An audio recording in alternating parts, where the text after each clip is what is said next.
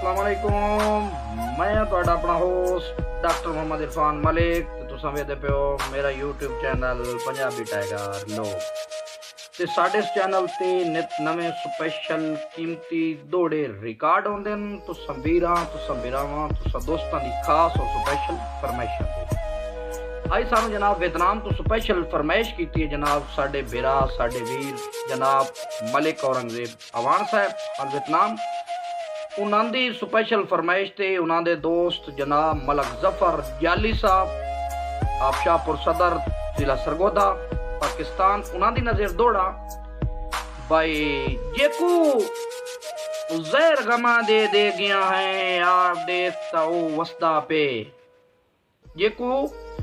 जहर गमा दे गया हमें आ देख अजा ओ जींदा पे तेरे दर्द को समझ शफा अपनी ओ घुटियां भर भर पींदा पे रत नहीं रुकदी अखियां चू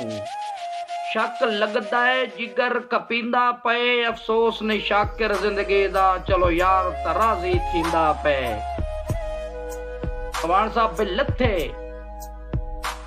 उभरे दर्द जबान चू जारे बस जिक्र जनाब दे ना दा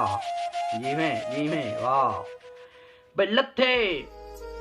उभरे दर्द जबान चू जारी बस जिक्र जनाब दे ना दा शाला हासिद नजर निखेड़ न छोड़े डाडा अजकल जोड़ दुहां दा